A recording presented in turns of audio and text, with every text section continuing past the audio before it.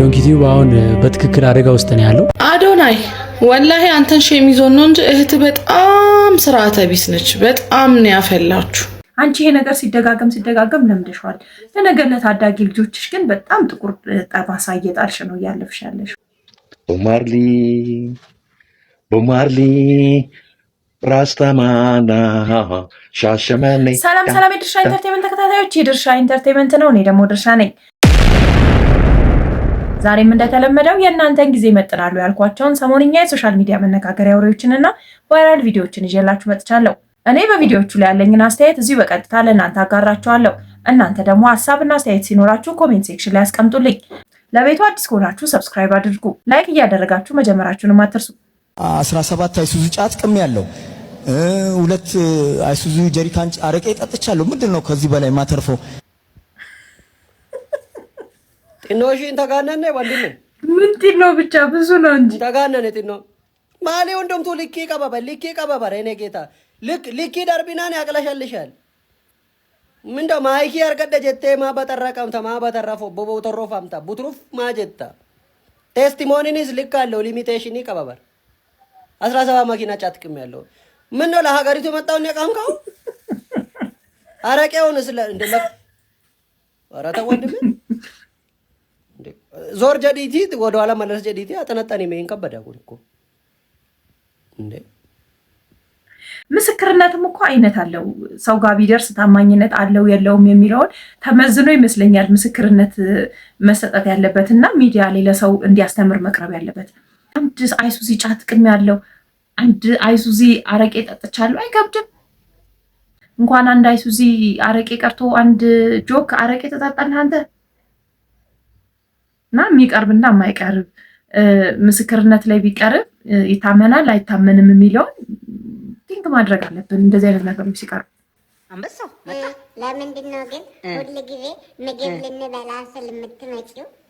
የልጅ ነገር ቁርስ ተጠርቼ ነው እና ቁርስ ተጠርቼ ነው።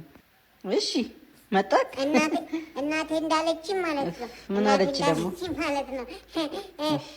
ያንቺ ልጅ ማለት ነው። የኔ ልጅ ምን ዩኒቨርሲቲ አይደለም ያለው እስር ቤት ነው ያለው አለችኝ። ውሸት ነው። እሺ ውሸት ነው። እናቴ እንዳለችኝ ማለት ነው። ግን ሚስጥር ነው። እናቴ እንዳለችኝ ማለት ነው። ሚስጥር ነው። አንቺ ማለት ነው ባሏ ምን ሶስተኛ ባሏ ነው አለችኝ። ግን ሚስጥር ነው።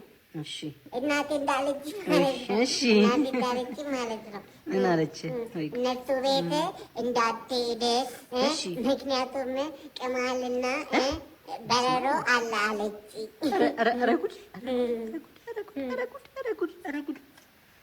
ይሻለኛል እንደዚህ ሰፈር ትላንትና መንገድ ላይ መጥቼ ሰላም አልኩሽ አይደል? እየሮጥኩ የኔ ልጅ እንዴት እኮ ደስ እንዳለኝ። እንዴት አወቅኝ ግን? ምክንያቱም በልብስሽ ነው። ይሄን ልብስሽ አትቀይሪው ማለት ነው። እንዴት ስለምታደርጊው ይሄን ልብስሽ ስለማትቀይሪ በልብስሽ እኮ ነው ያወቅኩት። ኦኬ ስለምወደው እኮ ነው። ስታድጊ ማለት ነው። ምን መሆን ነው አንቺ የምትፈልጊው? እኔማ እኮ አድጌ ጨርሻለሁ። እሺ አድጌ ጨርሻለሁ። አንተ ንገረኝ እንጂ እና ለምንድን ነው እስካሁን ምንም ያልሆንሽው? ማለት እስካሁን ምንም ነገር ያልሆንሽው? አይ ሆኛለሁ እንጂ ብዙ። አንተን እንደሚቆነጥጥ ሰው ይታጣ ወይ ጉድ። ጃራ እንግዲህ እንደተለመደው ልጅነታችንን ቁጭ ነው የሚያደርገው። አንድ ታዋቂ አርቲስት ማለት ነው፣ ትልቅ የልጆች እናት ምናምን አርቲስት።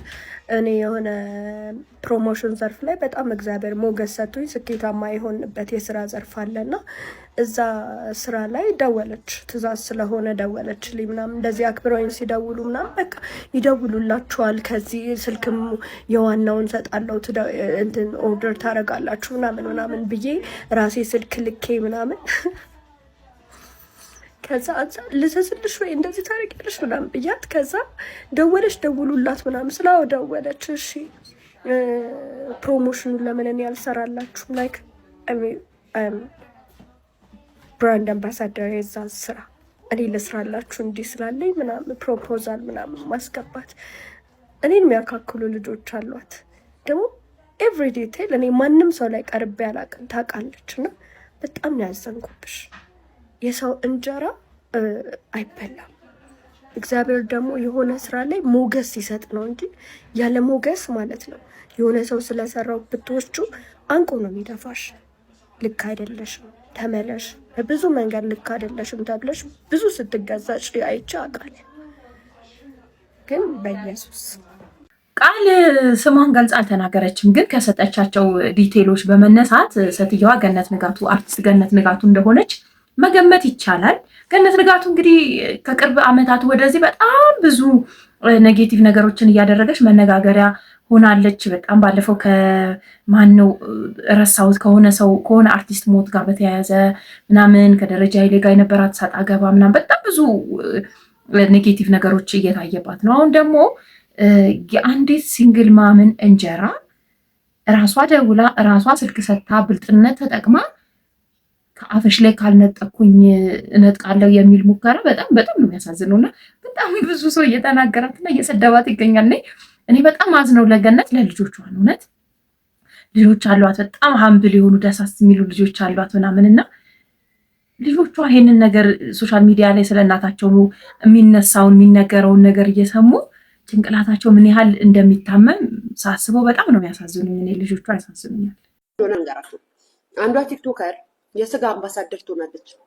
ስጋ ቅርጫ ከዛም በኋላ የስጋ አምባሳደር ትሆንና ስራውን ትቀበልና ሶሻል ሚዲያ ላይ ታስተዋውቃለች። ቲክቶከር ናት። የካሌብ ማናት የእንትና ናት የሰውን ጥሩልኝ የማጠግቦ የማንችሎትና አወቃችኋት በመምለስ ብላይ እና ቃል ነው። ከዛም በኋላ ትጠይቅና ሚዲያ ላይ ይህን ማስታወቂያ መስራት ትጀምራለች። ስትሰራ ሰዎች ስለምትታይ ሰዎች እየደወሉ ስልክ ቁጥራቸውን ስጭን እኛ ምንዘዝ ካሉት ሰዎች መካከል አንዷም እኔ ነኝ እውነት ለመናገር። ከዛ በኋላ እኔ ግን ደስ የሚለው እንደዚህ ዝባዝንኬ ነገር ስለማድረግ እዛው አንቺ አዘሽ እዛው አንቺ ጨርሰሽ ምናምን ብያት ወይ እረስቸዋለሁ አላስገባሁም። ዛሬ ራሱ ገንዘብ ነው አይገርም አሁን አስገባለሁ እና እንደዛ ነበር ማድረግ የነበረባት። እሷ ጋር ተደውልና ስልክ ቁጥር ትቀበልና ሰዎቹ ጋር ባለቤቱ ጋር ተደውልና እኔ ለምን አልሰራላችሁም? እኔ ለምን ይሄንን ነገር አብሬያችሁ ለምን አልሰራም ብላ ትጠይቃቸዋል። ሰዎቹ ደግሞ ደውለው ለዚችኛዋ ቲክቶከር ይነግሯታል። እችኛዋ ቲክቶከር ደግሞ ወጥታ ስም ሳትጠራ የሆነች ሰው እንደዚህ ብላ ትልቅ ሰው ናት እንደዚህ ብላ ቪዲዮ ሰራች። ከዛም ይሄ ቪዲዮ ሲሰራጭ ድጋሚ ልጅቷ ይቷት መጣና ልጅቷ ጋር ቪዲዮውን አጥፊልኝ እኔ እንደዚህ ለማለት አይደለም እንዴት እንደዚህ አይነት ቪዲዮ ትሰድለኛለሽ ብላ ልጅቷን ድጋሚ ቴክስት አድርጋ ታናግራታለች ማለት ነው። መጀመሪያ ነበረ እንጂ ለመነጋገርም በክብርም ለመጠየቅ ምን ማድረግ ነበረብሽ? ልጅቷን ጠይቀሽ እኔም አብሬሽ ብሰራ ደስ ይለኛል፣ እንዴት ነው እኔንስ መጨመር ትችላላችሁ ብለሽ ማስታወቂያ የሰራችኋል ስልክ የሰጠችልሽ ሳታናግሪ ባለቤቱ ገነት ንጋቱን ከዚህ በላይ ፋውል ባትሰሪ እኔ እመክርሻለሁ እንደ ታናሽ እህት። እውነት በጣም ነው የሚከብደው እንዳልኩት ለልጆችሽ በጣም ከባድ ነው። ምክንያቱም አንቺ ይሄ ነገር ሲደጋገም ለምደሽዋል። ለነገር ለታዳጊ ልጆችሽ ግን በጣም ጥቁር ጠባሳ እየጣልሽ ነው እያለፍሽ ያለሽው። እጅግ በጣም ነው ያዘንኩት። ኮሜዲያን ደረጀ ኃይሌን ብዙዎቻችሁ ታውቁታላችሁ። ስለሱ እንዲህ ነው ብዬ መናገር አይጠበቅብኝም። ዛሬ ግን ስለሱ የሰማሁት ነገር እጅግ በጣም ስላሳዘነኝ ነው ይህንን ቪዲዮ የምሰራው። እባካችሁ እሱን የምታከብሩት እስከ መጨረሻው ድረስ ይህንን ቪዲዮ ተከታተሉ። ኮሜዲያን ደረጀ ኃይሌን ያው የዘጠናው ትውልድ የሆናችሁ በደንብ ነው የምታውቁት። ነፍሱን ይማርና ከሀብቴ ጋር አንድ ላይ ሆነው በሚሰሯቸው የኮሜዲ ስራዎች ሁላችሁም ታውቁታላችሁ። ይህ ኮሜዲያን ግን ከኮሜዲ ስራው ባሻገር እኛ በቴሌቪዥን መስኮት ከምናውቀው ደረጀ ባሻገር በሪል ላይፉ ወይንም በማህበራዊ ህይወቱ የሚያደርገው ነገር ግን እጅግ ብዙዎቻችሁን የሚያስተምር ብዙዎቻችሁ ደግሞ እንደዚህ አይነት ሰው ነበር ወይ ብላችሁ ሁላችሁም ራሳችሁን እንድትጠይቁ የሚያደርግ አንድ ትልቅ የሚሰራው ስራ አለ። ምናልባት ይሄንን ነገር ስለወጣው ደረጀ ኃይሌ ይቅርታ አድርግልኝ። ነፍሱን ይማርና ሀብቴን ብዙዎቻችሁ ታውቁታላችሁ። ከሱ ጋር አንድ ላይ የኮሜዲ ስራዎችን የሚሰራው ማለት ነው። እንደምታውቁት ካረፈ አመታት ተቆጥሯል። እንግዲህ ከዚህ ከሞተው ከሀብቴ አንፃር ነው ደረጀ የሚያደርገውን ነገር መነግራችሁ። ምን ያደርጋል መሰላችሁ? ጓደኛው ሀብቴ ከሞተ ቀን ጀምሮ ደረጀ ከሚያገኘው ገቢ ግማሹን እኩል እያካፈለ እስካሁን ድረስ ለሀብቴ ቤተሰቦች ይሰጣል። ከሚያገኘው ገቢ ግማሹን ሳያበላልጥ በየወሩ በህይወት ለሌለው ለሀብቴ ቤተሰቦች ያካፍላል። የሱን ቦታ ተክቶ ጉድለታቸውን ይሞላል። በሀብቴ ያለመኖር የሀብቴ ቤተሰቦች እንዳይሰማቸው፣ በሀብቴ ያለመኖር የሀብቴ ቤተሰቦች ምንም ነገር እንዳይጎልባቸው ሲል የጓደኛውን ጉድለት ከሞተ ቀን ጀምሮ እስካሁን ድረስ እየሞላለት ነው። ይሄንን የመሰለ ታዲያ ጓደኝነት አለ? ግን አንድ ጥያቄ እስቲ ከዚህ አንፃር ልጠይቃችሁ። የእናንተ ጓደኛ ካረፈ ወይንም ከሞተ በኋላ ምን ያህል ቤተሰቡን ትጠይቃላችሁ? ምን ያህል በሱ ምክንያት የጎደለባቸውን ነገር ትሞላላችሁ? ምን ያህል የሱን ቤተሰብ ትጠይቃላችሁ? ይሄንን ጥያቄ ከኮሜዲያን ደረጀ ድርጊት አንፃር ሁላችሁም ራሳችሁን ጠይቁ። ጓደኝነት ማለት እንደዚህ ነው። ይሄንን ቪዲዮ የምትመለከቱ እናንተም ለዚህ ጀግና ለሆነ ኮሜዲያን ደረጀ ኃይሌ ያላችሁን ፍቅር ግለጹለት። ይሄንን ቪዲዮ አድርሱልኝ። በጣም የሚያስደንቅ ድርጊት ነው። ይሄንን ነገር ስሰማ በጣም ነው የገረመኝ። አሁን ላይ እኮ እንኳን እንደዚህ ለዘመናት እያደረግን ያለነውን ደግነት ይቅርና ትንሿን ነገር ይታይልን ብለን ሚዲያ ላይ የምናወጣ ሰዎች ነንና የደረጀ ድርጊት በጣም ይገርማል እና እግዚአብሔር ጨምሮ ይስጥክ። እንግዲህ ምን ይባላል? ምን ይደረጋል? ሽንቴን እየሸና ቪዲዮ ቀርጻ ስለያዘች አንዲት አስተማሚ ነው። በእርግጥ የኔን ብቻ አይደለም ቀርጻ የያዘችው የኔንም የነርሶቹንም ነው ቀርጻ የያዘችው እና ሀፕን ያደረገው ምንድነው? ያው ይሄ የቤት ለቤት ሕክምና ስትሰሩ በጣም ብዙ ነገር ነው የሚያጋጥማችሁ። አስተማሚዋ እዚህ አይደለም ያለችው። ከዛ ሴኩሪቲ ካሜራ አለ። ሴኩሪቲ ካሜራው ግን ባኞ ቤት እንዳለ አናውቅም። በቃ ሳሎንና ይሄ መኝታ ቤት ነገር የተያያዘ ስለሆነ ማለት እዛ ጋር ብቻ እንዳለ ነው የምናውቀው እንጂ ባኞ ቤት ውስጥ እንዳለ አናውቅም። እና ምንድነው ባጭሩ ለመናገር ያክል አስተማሚዋ እጅግ በጣም አስቸጋሪ አስተማሚ ነች። በጣም አስቸጋሪ አስተማሚ ነች። በቀን አንድ ጊዜ መለካት ያለበትን ነገር በቀን 48 ጊዜ መለካት አለበት በየ30 ደቂቃው ብላ ነርሶቹን እጅግ በጣም የምትጫናቸው። ነርሶቹን ዲስሪስፔክት አድርጋለች፣ ትሳደባለች። ከልክ በላይ የሆነ ነገር በቃ ምግብ ሲበሉ ሁልጊዜ ማስክ ያድርጉ ትላለች። 24 ሰዓት ማስኩ እንዳይወርድ ትላለች። ከዛ ማስኩን አድርገው ምግብ ሲበሉ ራሱ በአንድ እጃቸው ማስኩን እንደዚህ ያወልቁትን አድርገው ይዙትና ከዛ እንደዚህ እያደረጉ ልክ እንደ ወፍ ነው የሚበሉት። ሽንት ቤት ሲገቡ ለምሳሌ አሁን ግላቭ እንዳያወልቁ ጓንት ሳያወልቁ በሽንት ቤት መጠቀም ያለባቸው ትላለች። ከዛ መጨረሻ ላይ ነርሶቹን ጭራሽ በብሔር ታፔላ መጥራት ጀመረች። እቺ ትግሬዋ ነርስ፣ ኦሮሞ ነርስ ምናምን እያለች ማለት ነው። ከዛ እዛ ላይ ይበቃል፣ በቃ ይበቃናል፣ ከ3 ሳምንት በኋላ ኬሩን እናቆማለን እንላታለን። ከዚህ በላይ መታገስ አንችልም እንላታለን። ማለት እንደዚህ አይነት ነገር አልታገስም። ከዛ እንዴት እኔ እናንተ መታገስ አለባችሁ ምናምን ትላለች። በቃ ከ3 ሳምንት በኋላ እናቆማለን እንላታለን። እኛ እንደቻልነው ሌላው አይችልም እናውቃለን። እና ነርሶቹን በጣም ቻይ ነርሶች ስለነበሩ እኔ እንዲያውም ገና የመጀመሪያው ወር ላይ ነበር እናቁሙ ያልኩት። እነሱ በቃ ያው ችለን ምናምን ብለው ብቻ እስከዛ ድረስ ደረስ። ከዛ ልክ ቀኑ ሲደርስ እንደነገር እናቆም ማለት ነው።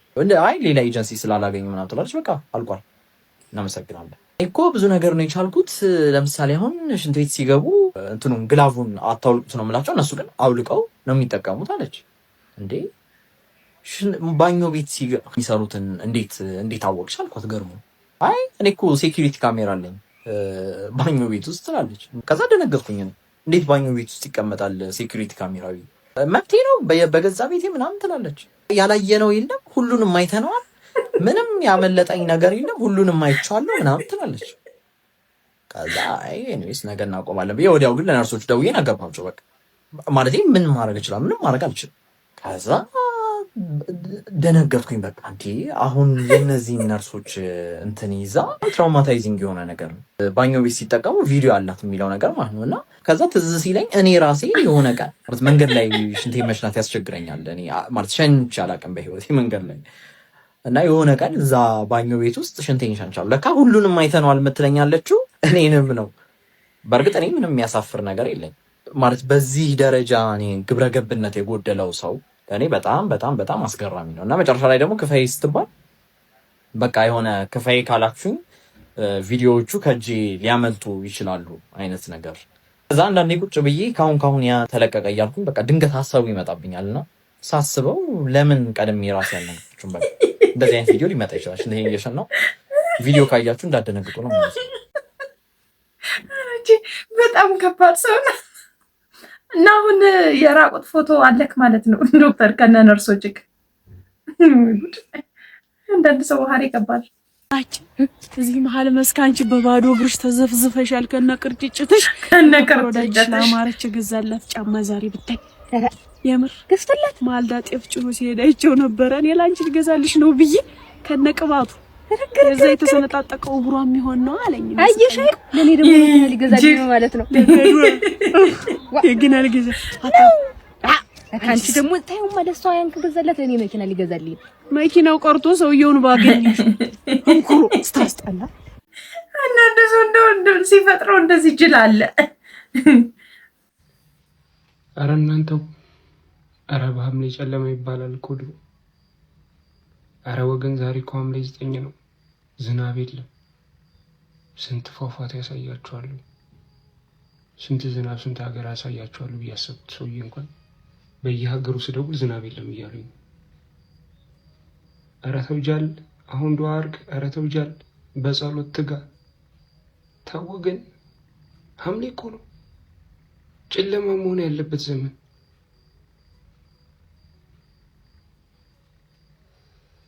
ኧረ ዘንድሮ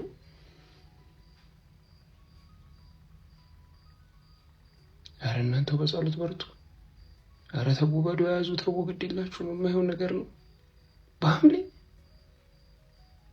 በጨለማው በድቅድቁ በዝናቡ እንዴት ነው ዝናብ እንደዚህ የሚጠፋው?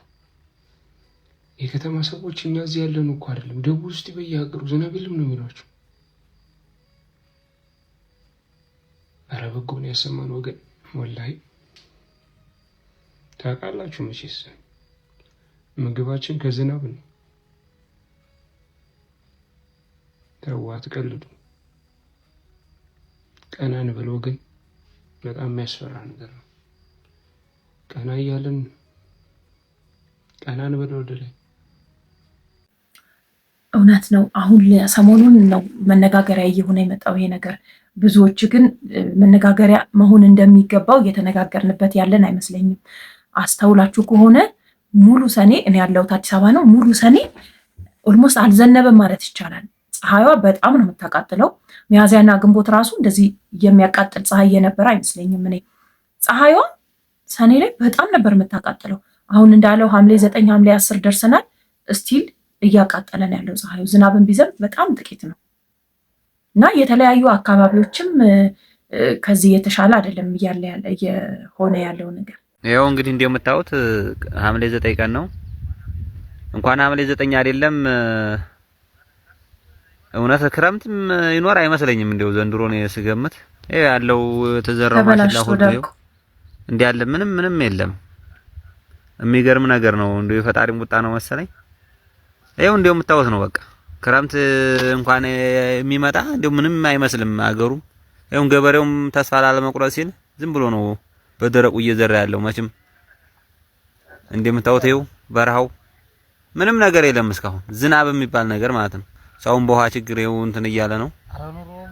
ኑሮ በሉ በስማም አሁን እውነት ነው። በጣም ግራ የሚገባ ነገር ነው እየተፈጠረ ያለው። አሁን ይሄ ተራራና ጋራ ሸንተረር እኮ አረንጓዴ መሆን የነበረበት አረንጓዴ መልበስ የነበረበት ወቅት ነው ያለ ነው። ግን እንደምታዩት ድንጋይና አፈር ብቻ ነው የሚታየው። ተመስገን የኛ ጌታ ሚኒስታን ሐምሌ 10 ክረምት ገባ። 014 ቀበሌ ጎጎስ በምትባለው ሀገር ይኸው ዛሬ ክረምት ገባ። አረ ላይክ ሼር አድርጉ ጎበዝ።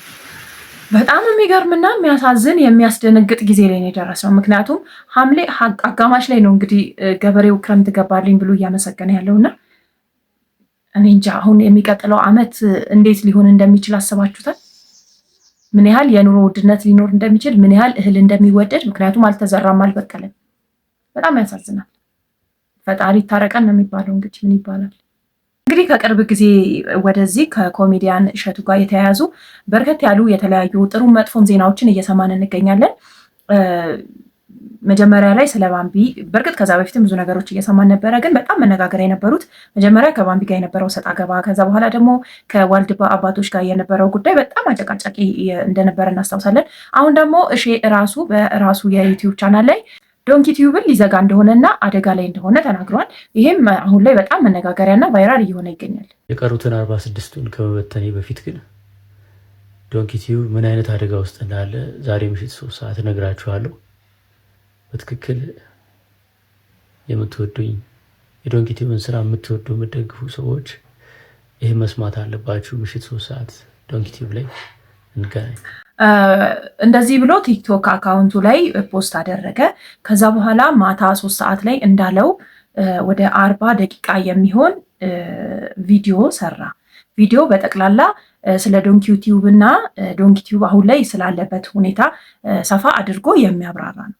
ዶንኪ ቲዩብ አሁን በትክክል አደጋ ውስጥ ነው ያለው። በቀጣዮቹ 8 ቀናት 31 ሰራተኞችን ለማሰናበት ልገደድ ነው።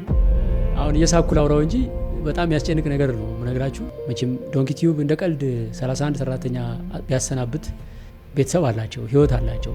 አንዳንዶቹ የ4 ልጅ እናት፣ የ3 ልጅ አባት፣ ሁሉም የራሱ ህይወት አለው። እንኳንስ ስርዓቶ አሁን ላይ ያለንበት ሁኔታም በቂ እያኖራቸው አይደለምና እንደው በትዕግስት ይችን ቪዲዮ እስከመጨረሻው አዳምጡኝ። በመላው ዓለም ያላችሁ ቪዲዮን ሲጀምር እንደዚህ ብሎ ነበር የጀመረው። ከዛ በኋላ ዶንኪ ቲዩብ ምን እንደሚሰራ ምን አይነት ነገሮችን እያሳለፈ እንደሆነ ምን ያህል ሰራተኞች እንዳሉት ምን ያህል ስራውን በጥራት እንደሚሰራ ሰፋ አድርጎ ገልጿል። ወደ 40 ደቂቃ እንዳልኳችሁ ይፈጃል ቪዲዮ። በዚህ መሃል የተለያዩ ነገሮችን ተናግሯል። ነገር ግን ዋናው ቁም ነገር ይሄ ነው። ዩቲዩብ ቻናላችን አሁን ላይ በኢኮኖሚ ደረጃ ሰርቫይቭ ማድረግ አቅቶታል። ይሄን ሰርቫይቭ ለማድረግ ብዙ ነገር አድርገናል። ለምሳሌ በጣም ብዙ ሰራተኞች ለመልቀቅ ተገደናል። ልንከፍላቸው ስላልቻለን ምርጥ ሰራተኞቻችንን እያዘንን ሄደውብናል። ከ60 ከ70 በላይ ሰራተኛ ደርሰን የነበርን ሰዎች አሁን ቤት ውስጥ ያሉን 46 ሰራተኞች ብቻ ናቸው።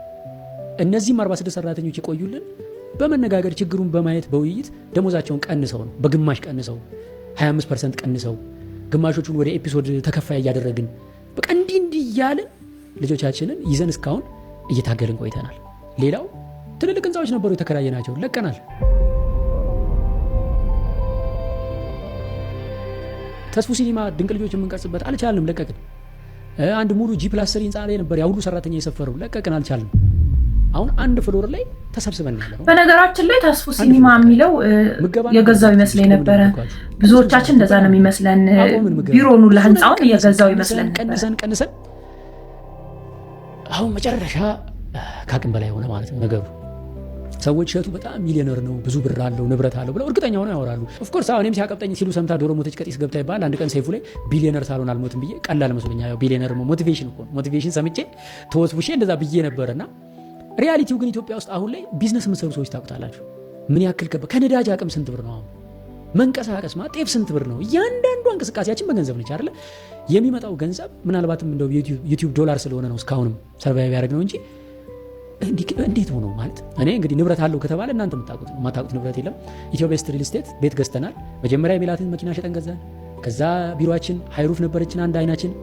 የመጨረሻው ክፍያ ቀኑ ሲደርስብን ስንጨነቅ በባንክ ገዝተነው የነበረውን ፕራዶ ሸጠን ነው የቤቱን ከፍለን የጨረስነው ማለት ነው። ሶ ንብረት ከተባለ እንግዲህ መቼ ሰው ወይ በራሱ ወይ በሚስቱ በልጆቹ በቤተሰቡ ነው አይደል የሚገዛው? ቼክ ማድረግ ነው። አንድ ቤትና አንድ ቤት መኪና አለን። ይሄም ለኔ ትልቅ ስኬት ነው። በ7 ዓመት እንደ አንድ ወጣት ይደንቀኛል ራሴ እንዲህ ቤት አንድ አፓርታማ ኦን ማድረግ እየገረመኝ ነው። በቃ በጣም እየደነቀኝ ማለት ነው። ትልቅ ስኬት ነው። ለምን በርደኑን እዚህ ጋር ያለውን ስለማውቀው ማለት ነው። ገንዘብ አያያዝ ስለማታውቅ ነው የሚለኝም ካለ ይሁን እንግዲህ አላቅበት ይሆናል። ግን ሪያሊቲው አሁን ለምትወዱኝ ለምታከብሩኝ ኢትዮጵያን እኔ ከስርም ስመጣ እየነገርኳችሁ ነው የመጣሁት። የምዋሸው የምደብቀው ነገር አልነበረኝም። እንዴት ከችስትነት ተነስቼ ከጓደኞቼ ጋር አንድ ፍራሽ ላይ የተኛው እንዴት አድርጌ እዚህ እንደደረስኩኝ ነግሬያችኋለሁ። እውነታውን ታውቃላችሁ። ዶንኪ ቲዩብን ያሳደጋችሁት እናንተ ናችሁ። እዚህ ያደረሳችሁት እናንተ ናችሁ። አሁን የማቀርበው ጥያቄ ምንድነው? ከጎናችን አላችሁ ወይ? እንዴት ካላችሁኝ ዶንኪ ቲዩብ አሁን ከዚህ በኋላ መቀጠል የሚፈልገው ትልልቅ ስራዎች እየሰራ ነው። ለምሳሌ በቅርቡ አሁን ጀርመን ሀገር 6 የዶንኪ ቲዩብ ሰራተኞችን ይዤ ወደ ጀርመን ሀገር ሄዳለሁ። ለምን? ታላቁ ገዳም በአውሮፓ ለመጀመሪያ ጊዜ በጀርመን ሀገር የሚገደመው ታላቁ የኢትዮጵያ ኦርቶዶክስ ተዋሕዶ ቤተክርስቲያን ገዳምን በተመለከተ ትልቅ ስራ እየሰራ ነው። እንግዲህ እንደዚህ ያለ እሸቱ ሰፋ ያለ ማብራሪያ ሰጥቷል። ስለ ዶንኪ ቲዩብ አሁን ስላለበት ሁኔታና ስለተጋረጠበት አደጋ ሰፋ ያለ ማብራሪያ ሰጥቷል። እንዳለው ነው ብዙዎቻችን እሸቱን ስናስብ ዶንኪ ቲዩብን ስናስብ ኢን ሚሊየንስ ይታዩ ስለነበሩ ቪዲዮቹ በተለይ ድንቅ ልጆችን እየሰራ በነበረበት ጊዜ በጣም ኢን ሚሊየንስ ብሮችን ዶላሮችን የሚያገኝ ነበር የሚመስለን። እንደዚህ እንድናስብ ደግሞ እሱም ተጠያቂ ነው ብዬ አስባለሁ። ምክንያቱም የተለያዩ ፖድካስቶች ላይ ሲቀርብ ኢንተርቪዎችን ሲያደርግ ምን ያህል ሰክሰስፉል እንደሆነ፣ ምን ያህል ቆንጆ ስራዎችን እየሰራ እንደሆነ፣ ምን ያህል ዶንኪ ቲዩብ ሊያድግ እንደሚችል እና ሰዎችም የእሱን ምሳሌ እንዲከተሉ እያለ በጣም ብዙ ነገሮችን ይነግረን ነበረ ስለ ሰክሰስፉልነቱ። ያ ይመስለኛል ብዙዎቻችን ሚሊዮነር ነው ብለን እንድናስብና ደግሞ በቀጣይም ቢሊዮነር የመሆን ተስፋ አለው ብለን እንድናስብ ያደረገን የነበረው ነገር ግን ህይወት እንደዚህ ናት። አሁን ያለው ደግሞ የኢትዮጵያ ነባራዊ ሁኔታ ሁሉንም ሰዎች እንደዚህ እንዲሆኑ እያስገደደ ነው። እሸቱም አልቀረለትም። ትላልቅ ነጋዴዎች፣ ትልልቅ ንግድ አላቸው፣ ቤዝ ይዘዋል፣ መሰረት አላቸው የሚባሉ ቢዝነሶች ሳይቀሩ ነው አሁን ባለው የኢትዮጵያ ነባራዊ ሁኔታ እየተንገዳገዱ ያሉት። አሁንም እሸቱን የገጠመው ይህ ነገር ይመስለኛል። ውስጡን ጠለቅ ብለን አናቅም። በእርግጥ እሱ ሁሉን ነገር ተናግሮታል። ያለውን ነገር ባናቅም ግን ካለው ከሀገሪቷ ነባራዊ ሁኔታ ጋር የተገናኘ ይመስለኛል። የዋጋ ግሽበቱ እና የኑሮ ውድነቱ ያመጣው ነገር ነው እሱም የደረሰበት። ቶሎ እንዲያገግም እመኛለሁ እኔ በራሴ በግሌ። ምክንያቱም በጣም እሸቱን እንወደዋለን ሁላችንም። እሸቱ በጣም ጥሩ ጥሩ ስራዎችን እየሰራ እዚህ የደረሰ ወጣት ነው። ለወጣቱ በጣም አርያ መሆን የሚችል ሰው ነው። በተለይ እዚህ ሶሻል ሚዲያ ላይ ላለነው ሰዎች ድክ ድክ እያለን እየጀመርን ላለን ሰዎች በጣም አርያ መሆን የሚችል ሰው ነው እሸቱ ብዬ አስባለሁ። እና ካለበት ነገር ካለበት ችግር ቶሎ ወጥቶ ሰራተኞቹንም ሳይበትን በጣም ብዙ ራዕዮች አሉት እሸቱ እንደምናውቀው በጣም ብዙ እቅድ፣ ሰፋፊ ትልልቅ ፕሮጀክቶች አሉት እና እነሱን ቢያሳካ እነሱን መቀጠል ቢችልና ከግብ ያደርሳቸው በጣም ደስ ይለኛል እኔ በግሌና ጥሩ ነገር እንመኝልሃለን። አሁን እንዳለው የተለያዩ ምክንያቶችን ጠቅሰዋል። የዩቲዩብ አንደኛው ዋናው ምክንያት ዩቲዩብ ላይ ቪው መቀነሱ ነው። የሚያወጣው ገንዘብና እሸቱ ደክሞ አንድ ፕሮግራምን ለመስራት የሚያወጣ ወጪ የሚያባክነው የሰው ጉልበት እንዳለ ሆኖ ፕሮግራሙ ደግሞ ዩቲዩብ ላይ ሲጫን የሚያየው የሰው ብዛት አነስተኛ መሆን ነው ለዚህ ሁሉ ምክንያት ብሎ ያስቀምጠው እና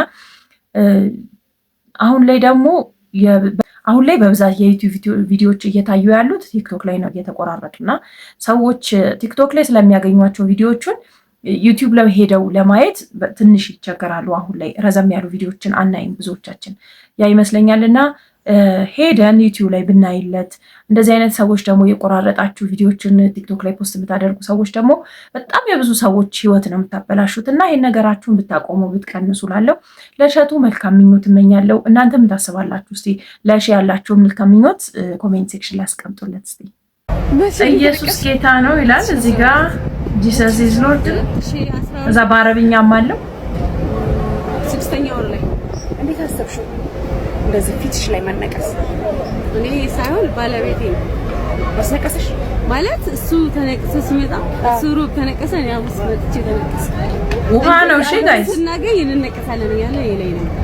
እሱም እንደዚህ ያለው ይሄኛው የታችኛው በምንድን ነው? በአረብኛና በእንግሊዘኛ ያለ መጨረሻ ይሁዳ ሰይጣን መንፈስ። ይሄንን እናንተ ምን ትሉታላችሁ? መነካት ነው? እኔ አሁን እዚህ አስተያየት መስጠት ይከብደኛል። እዚህ ላይ ካርታሬክስ ወዳጄ ትንሽ ይቆያል። አልመሸም እንዴ? ለ6-5 ጉዳይ ሆነ እኮ። አይ እሱ ለ9-10 ጉዳይ ነው የሚመጣው። አሻፊ እንደዚህ አይነት ሰው ነው እንዴ? ኧረ እንደዛም አይነት ሰው ነው። እንደ ጸበልቃ ውጪ ነው የሚያድረው። በእኛ ውጪ አደረ እንዳይባል ሊነጋጋ ሲል ነው የሚመጣው። የምርሽን ነው? እውነት ምስክሬ። በዚህ አይነትማ የኔ ባል ጨዋ ነው። አመዳፋሽ ገፈት ቀማሽ ስንት ሰዓት ነው የሚገባው? 7:59 ቲሽ 7:59 ገብተው ልብሱን አጣጥፎ እግሩን ቆልፎ ቁጭ ይላል። መታደል ነው ባክሽ። ይታደሉታል እንጂ አይታገሉትም እኮ መክሊት።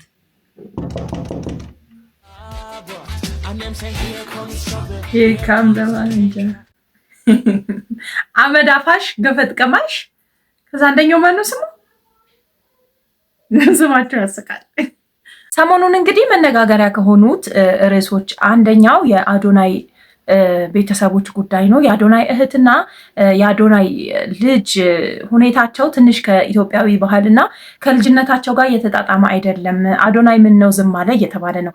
መጀመሪያ ግን አሁን ላይ በደንብ ትሬንድ እንዲያደርጉና መነጋገሪያ እንዲሆኑ ህሊና የተባለችው የአዶናይ እህት የሰራችው ቪዲዮ መነሻ ነውና እሱን ቪዲዮ ያሳይቻችሁ ልምጣ።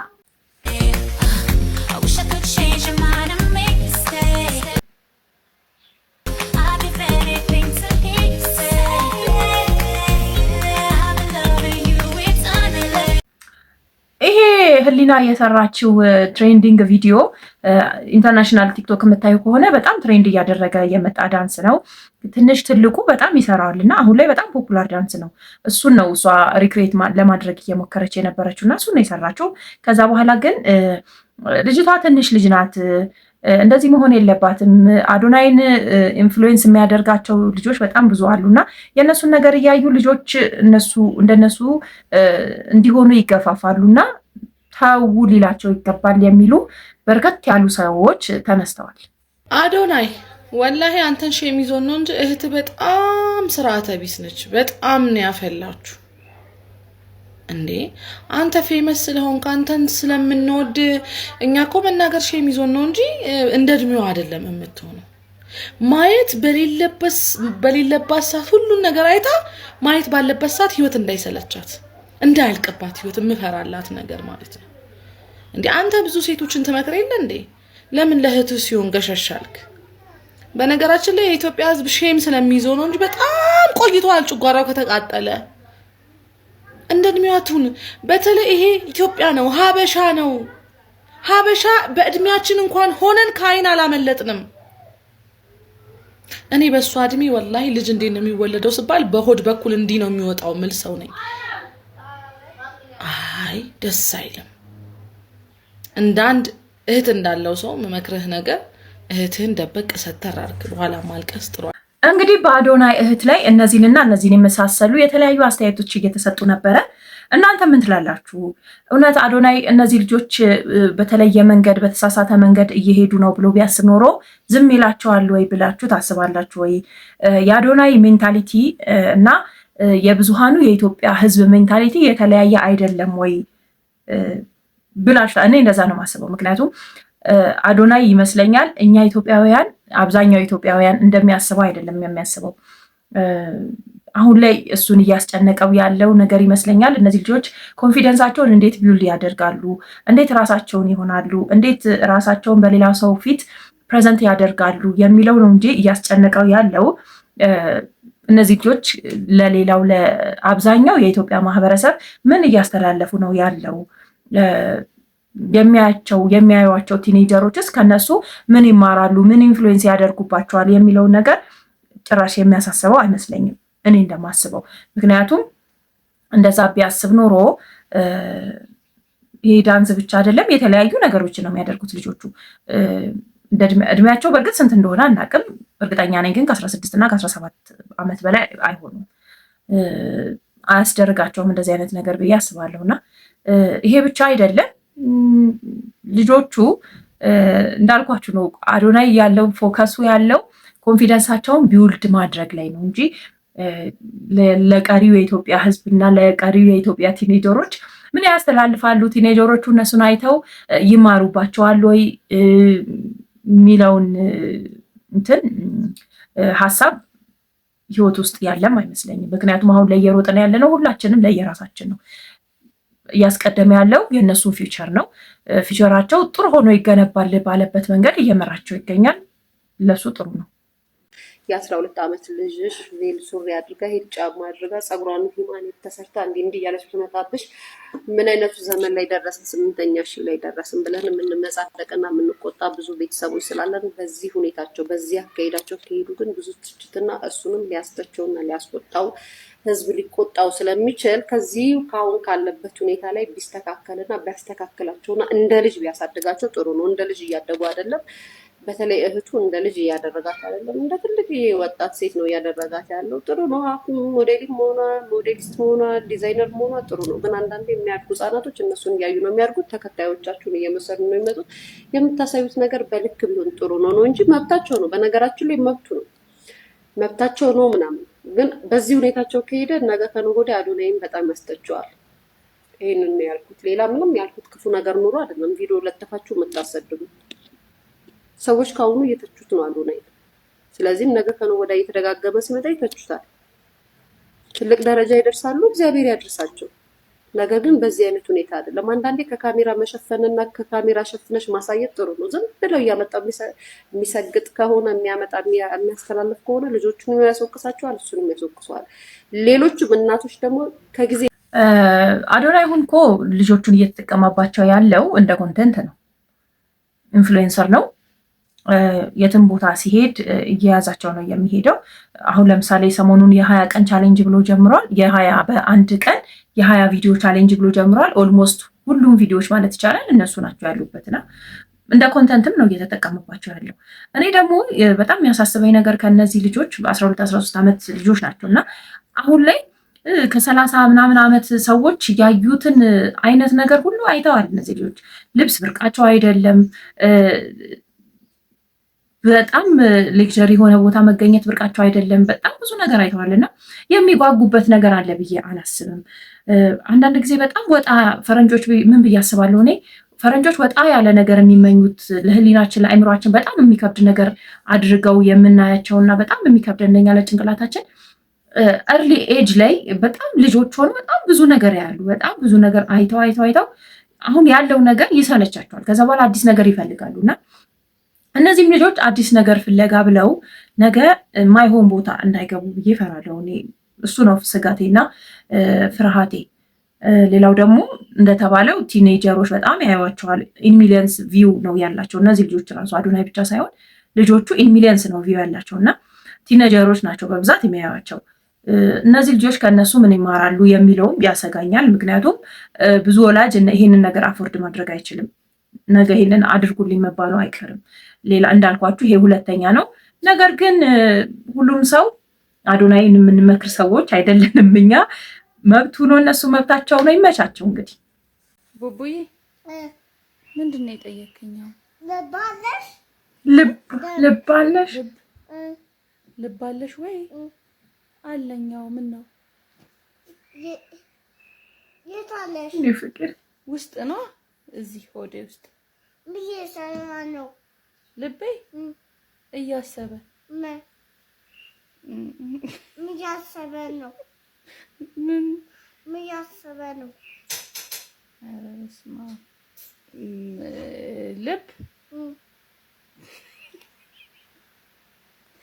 ልብ ደም ይረጫል፣ ደም ይቀበላል። እንደዛ መሰለኝ። እንጃ ምን እየሰራ ነው?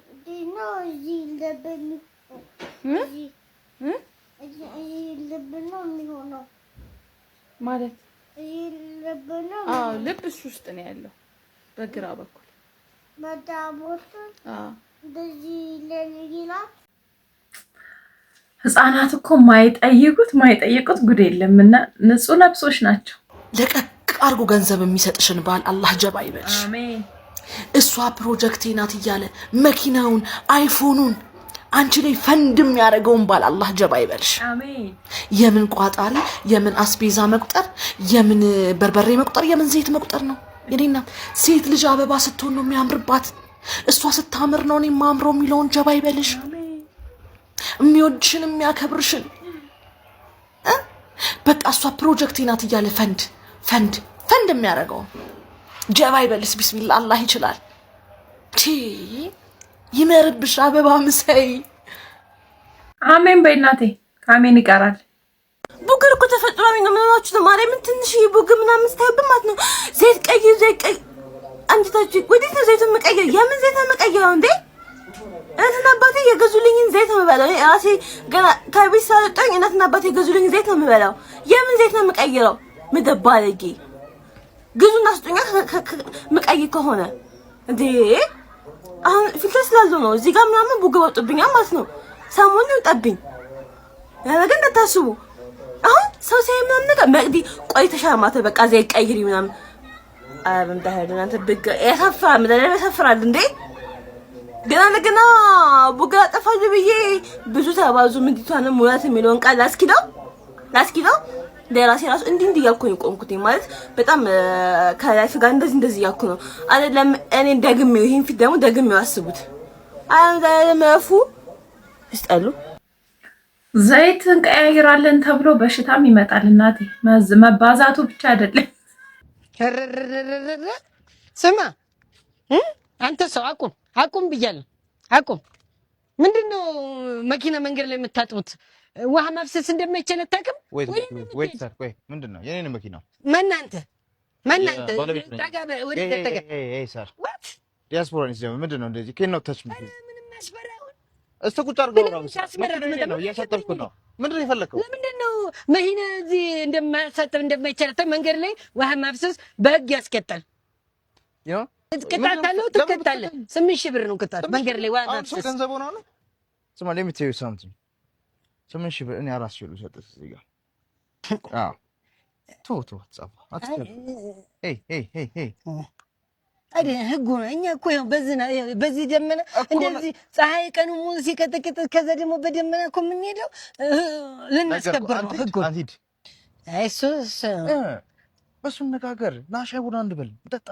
እኔ እኮ ለራሳችሁ ብዬ ነው በሁለት ተጎለጡ ብዬ እንጂ እሱ ለኛ መጀመሪያም ሳይክ እሱ ብለኛ ልክ ነህ እኔ ስለሆንኩ ነው እንጂ አሁን የበላይ አካል ቢመጣ ትእዛዝ ምናምን ተላይ ያወረዱት በጣም በቃ ሙሉ 8,000 ከዛ መኪናው ወረደ ይተሰራል። እንግልት መከራ ነው የሚደርሰው ተብዬ አንተ መጽሐፍ ለምዳል መሰለኝ ዝም ብለህ ወደ ዘይ ይመራል ለራሳቸው ተላይ መጣ አመራር ነው እንደዚህ ስትንገላቱ ሳይ ከምትጉላ እኔ ህዝቡ ልማት እንዳይደናቀፍ ነው ገባበበ አዎ ልክ ነህ አንተ እነዚህ ሾች ራስ ይሞታሉ።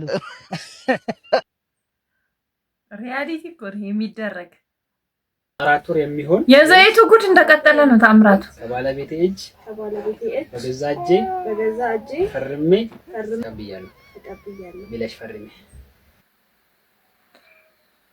ለአራት ወር የሚሆን ዘይት እናቴ ዘይቱን በገዛ እጇ ፈርማ በገዛ እጇ ስትቀበል በአይኔ በብረቱ አይቻለሁ ፈርሜ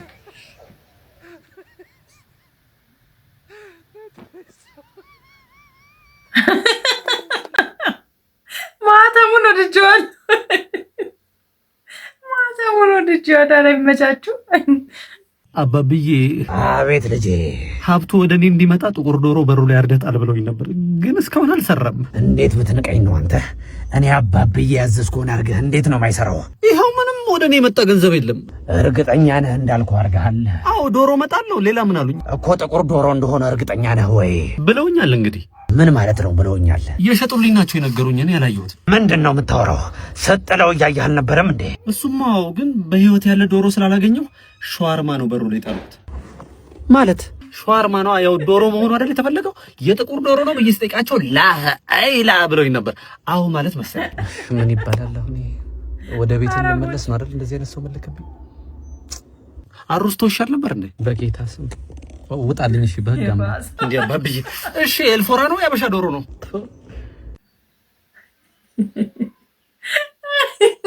ሸዋርማ ነው አላለም እኖ 5 ሚሊዮን ይሰጥሻል በጥፊ ባት ብትበይ ትመችሽ።